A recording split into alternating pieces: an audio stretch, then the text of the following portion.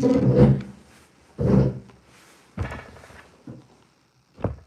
is not gonna be a good one.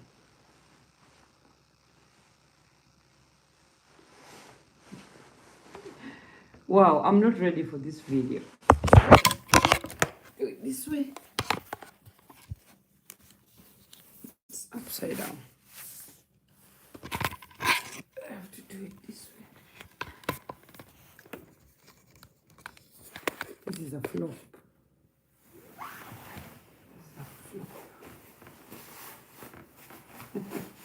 I can see three people.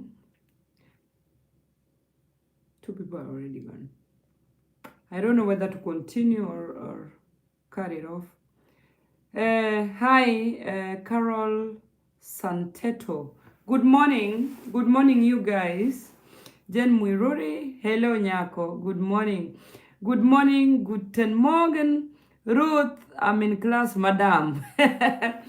Ruth, good morning. Wewe soma, wachana na mambo ya YouTube, wachana na mambo ya social media. Christine Ikeno, hey Nyako. Hi, good morning. You guys, as you can see, I'm just from work and I just saw it that I promised to come online at 12 Kenyan time. Tembea Kenya, guten Morgen, good morning. I promised to come online and time is running out and you know I don't have any excuse. Uko wapi baridi sana but some heater. Yeah, it's cold. We are in winter and we are you know I wake up at 5 o'clock in the morning and in the wee hours of morning it is very cold. In the wee hours of morning hours it's very cold. Lazima niwakilishe, mimi siwezi pita. You are welcome. So you guys, as you can see, nimeparara, but don't mind my look. Let us mind what I'm going to bring on the table. I want to talk about our relationships with our parents. I am a Luo. I come from Kenya. I was raised up in the up countries of Bondo, Siaya County or Bondo County. I don't know how they classify those things nowadays. But those days we were only having Bondo. Yeah, so I grew up in Bondo, you know. So I wanted to talk about, you know, there are people who still have their parents. Unfortunately, I lost my parents when I was 20. No, I lost my mom first when I was 20, and then I lost my dad when I was 23. So I really want to describe my relationship with my parents because I feel like I was raised as a stranger in my family. I grew up as a stranger, you know, even to my own parents, because my whole life I was raised in a boarding school. My parents, they sent me to a boarding school at a very young age. At 6 years old, I was already sent away. But before I reached 6, both my parents, my mom and my dad, were not in good relationship. So that made my dad to send me to my grandmother at a very young age. I think when I was like, let me start when I was born, you guys. I was born in the village. I was born in a small hut in the village. Yeah, some village called Rabango. And Rabango is found in the outskirts of Bondo. A very remote area. Yes. So I was born in a small hut in that village due to the circumstances that my mom and dad, at my pregnancy, when my mom was pregnant with me, my dad already sent my mother away. So they were not in a relationship. So my mom gave birth to me at her mother's place in this remote area. And I didn't grow up well, you guys. I grew up I grew up like a refugee, you know. I was being sent here, the next time I'm sent there. I was just, my mom was just on the move with me. So I didn't have a stable childhood. So when I was 3, my mother sent me to stay with my grandmother. And you guys, kids who grow up with grandmothers back in remote areas, yeah, in Kenya, it is not a good environment, how these grandmothers struggle to raise these children. So I happened to have grew up in these circumstances, you guys. So my grandmother raised me, and I was going to kindergarten also from my grandmother's place. I could walk, like, I think it was a 6 to 7 kilometer walk every morning with other children. I go to the nursery school and come back. So when I reached 6, my dad just decided to throw me into a boarding school because they were not married. I think it was just a come and stay thing. And children always suffer when the parents do not understand each other, when they have kids and the relationship is not going. And those days, after you give birth as a lady and you have left your homestead, you were expected to stay with your husband, whether it is good or bad. If you go back to your homestead where you come from, your parents will always send you back. So you guys, my mother didn't have a chance to go back to her village because she already gave birth to me. She already also gave birth. I had a brother who also happened to have been given birth to in a out of wedlock thing, you guys. So we were 2 children who didn't really have that strong background that we could say we belong here or we belong here. Anyway, long story short.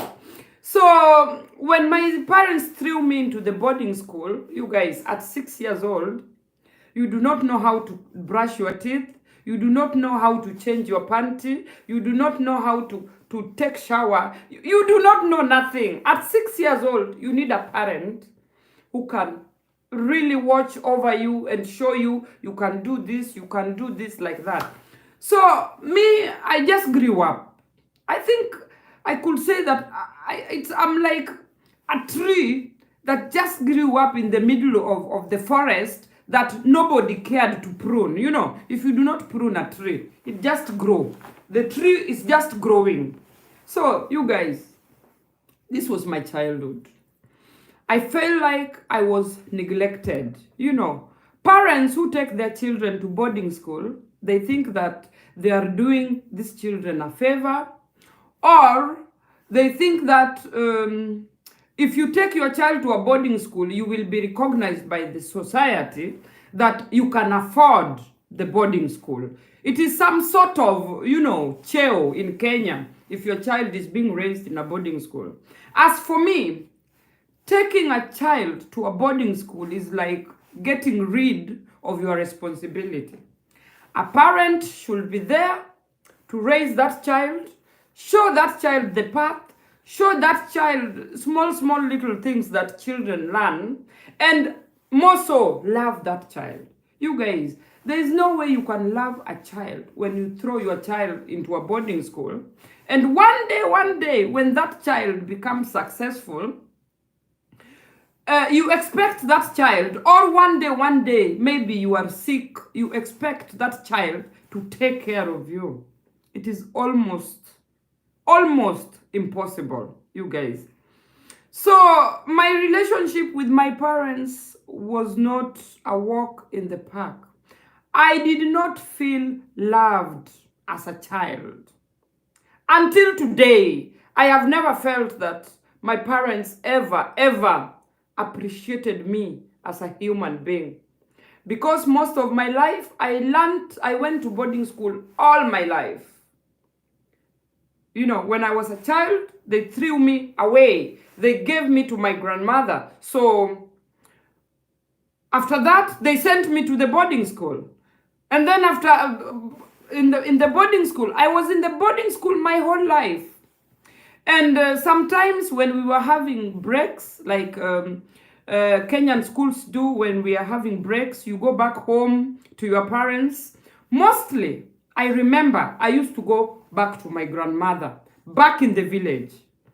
My dad was working in a big city, Nairobi, and my mother was also up and down, sometimes with my dad, sometimes at Ushago, like that. So I really didn't have any mutual contact with my mom and dad. I never knew who they were. I don't know my parents, you know. I don't even know their birthdays. If you ask me, when was your mother born? What is your mother's favorite color? What is your mother's favorite food?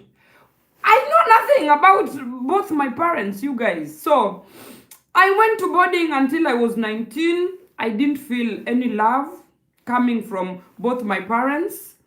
And when I had the chance to meet my parents, sometimes I could go for holidays in Nairobi. And the only thing that bound us together was, you know, when you are doing housework as a child, you wake up in the morning and they expect you also to be responsible. Clean the house, clean the dishes, try to cook some ugali. You know, you guys, the place of an African child is misplaced. I now live in Germany, and I have really learned a lot the importance of trying to be close to your children. Watch over your kids when they come from school. You sit them down, you ask them, how was school? What did you eat? What did the teacher say? Who did you play with? How was your day? Very important. These are things that I never had the opportunity. Nobody asked me, how are you doing? How do you feel? How was school? You know, such little things, they really make a difference in a child's life. Even if you don't have time for your child, just take your time. Ask your child, what is your hobby? You know, our parents my parents did not even know what is my hobby. I just grew up because children are just growing up. Most part of Africa, children are just expected to grow up and be human beings and be adults of their own. There is no day my mother sat me down to talk to me about sex. Very important subject, that you should sit your child down and talk about sex. What is sex? What is the meaning of sex? What is the meaning of having a boyfriend? What is a relationship? How should you behave when you are in a relationship? When are you allowed to engage in sexual practices? You know, as a teenager, are you even really allowed to do that? We should talk to our children about periods. What are the effects? How do you get your periods? How do you take care of yourself? How do you get the material when you are having your periods? You guys, there's a lot of things that my parents never taught me or never told me to expect. So I just grew up.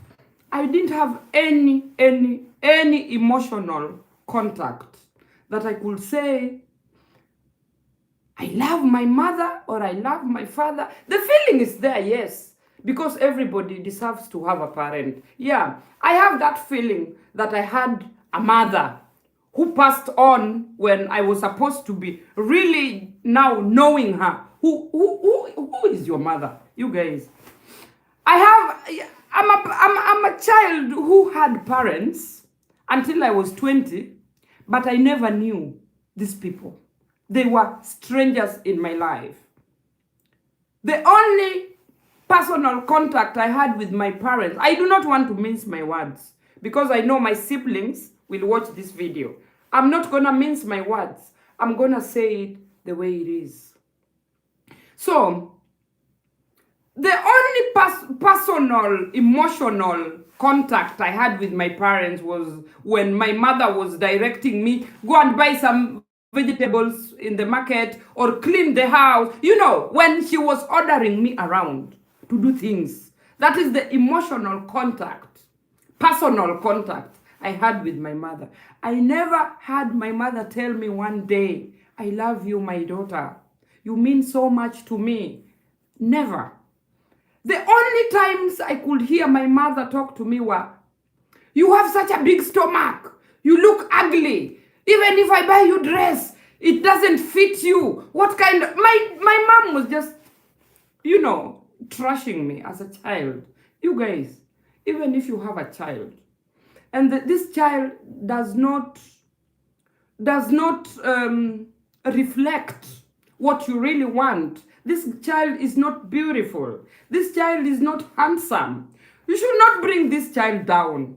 You should just help this child to grow up knowing that she's the best thing that ever occurred to you, you guys. I grew up knowing that I was ugly. You know, I just grew up knowing that I have a big stomach. I was just an ugly child, you guys. Nobody, my mother especially, never told me you are beautiful. These are strong words that if a mother doesn't share with you, if your own mother is trashing you, you are ugly, you are not beautiful, you have big stomach, even if I buy you what? Look the way you look at your legs, you guys. Me, I grew up knowing that I'm ugly. Until one day, my friends started telling me, wow, you are beautiful. You guys, there are people who become beautiful when they reach like 18, 19. That is when somebody starts, these ugly children, more. They start to show their beauty when they are at that. So me, my beauty started to show when I was 18, 19. Because when I was young, I was dark. I looked more of my dad. I still look like my dad. But there's some beauty when I reached that age of 18, 19, 20, 21. You know, I started shaping like, I used to look like a tomboy. You know, everything was flat. My ass flat. Everything used to be flat. So you guys, when I finished my high school and with that type of cruelty from my parents, and you know, when I finished school, my mother was sick. She had been sick for a long time. But I never noticed that she was sick because I never had that personal contact, you know. That personal contact between us was just, you know, scary things between us. So I never recognized my mom was sick until I finished my high school. That is when it dawned on me that my mom was sick and was dying, you guys. If you know what is ailing Africa at the moment. My mother was sick and ailing, and my mother was already wasted, and my mother was going slowly, you know. I never stopped to think or to look. It never even bothered me, you guys, that my mother was sick. It never did. You know why? Because the way my mother used to treat me, there's no day I stopped and thought about losing my mother. And even if I lost my mother, I didn't care. That is what happens when you lose emotional feelings for your parents, you guys. My mom was sick. My mom was in dire need of somebody to take care of her. When I finished my high school, I didn't make it my responsibility to take care of my mom. Why? Because I was not emotionally attached at all to my parents, both. So when my mom was sick and she needed me dearly, I was not there, you guys. I was not there for my parents. I was not there for my mom specifically. when she really needed me when she was sick. I was not there because I felt like we are no, there was nothing attaching me to my mother. Nothing, zero.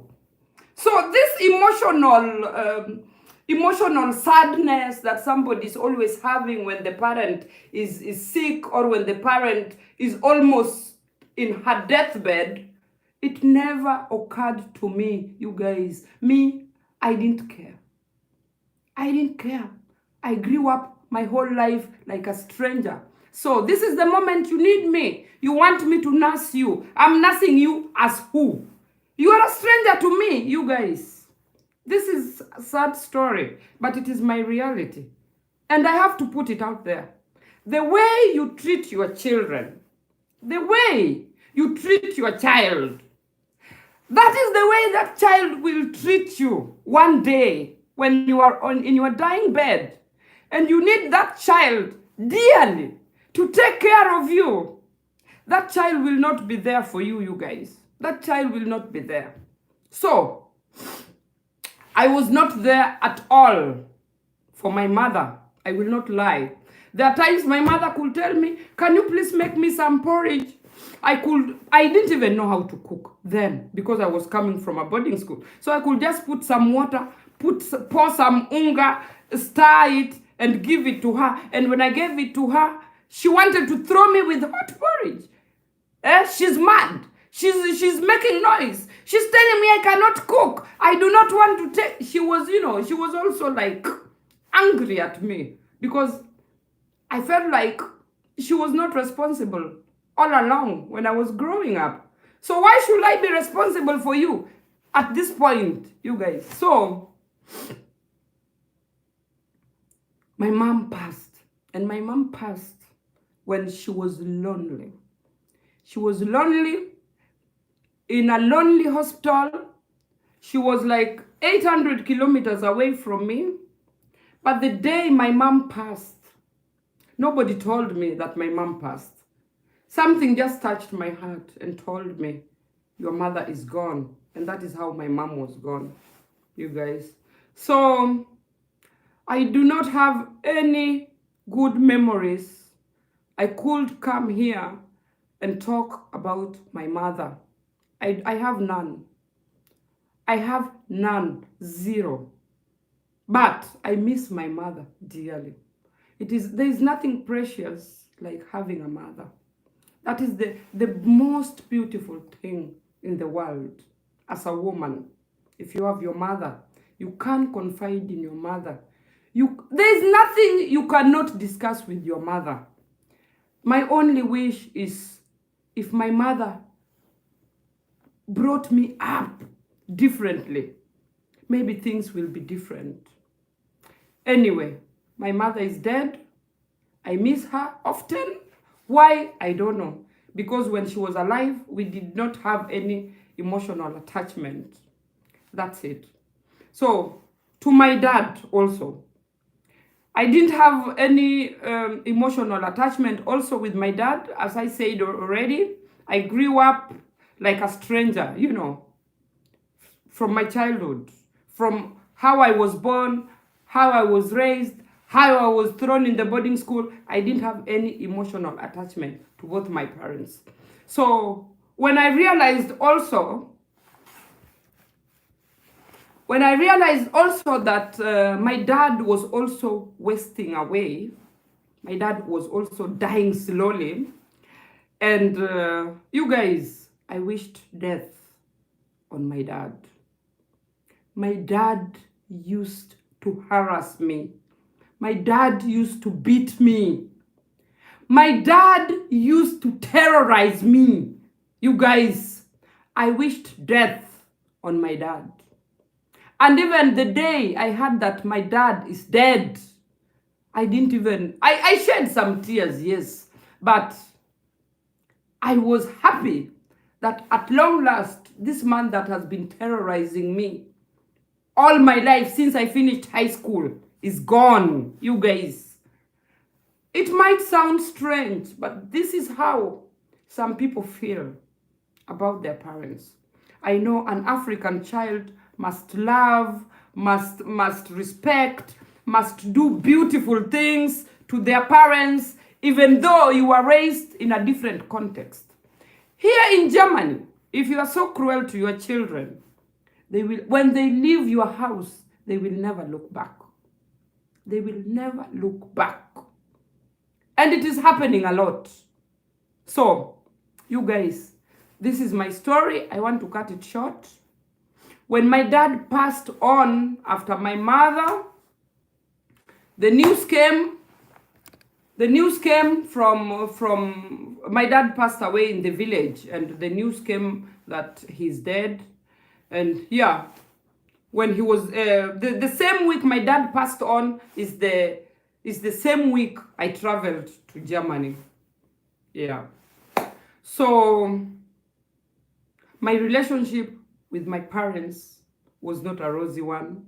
I had parents that gave birth to me, that showed me my roots, where I belong, but they never did their work to mold me to become the woman I should have become. You guys, sometimes I'm very angry at my parents. Why did they fail to mold me to be the woman I should have become? Why did I have to struggle so much with my life alone?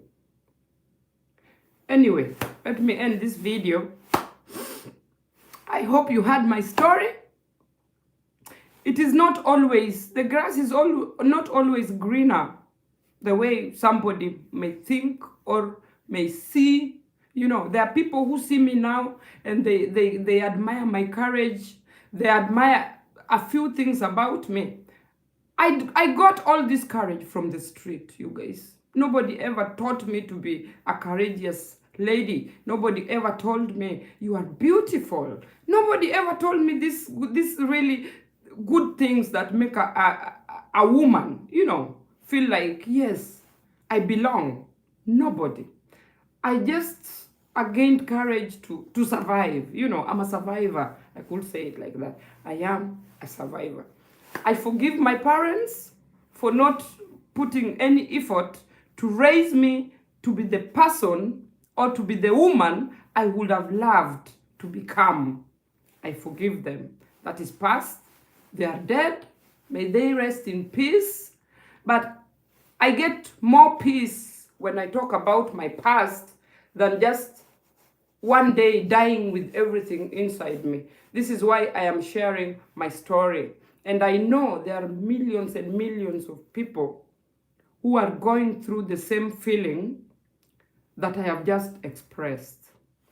You guys, I'm grateful that you are online with me and listening to my story about my relationship with my parents. Thank you. Kwaheri.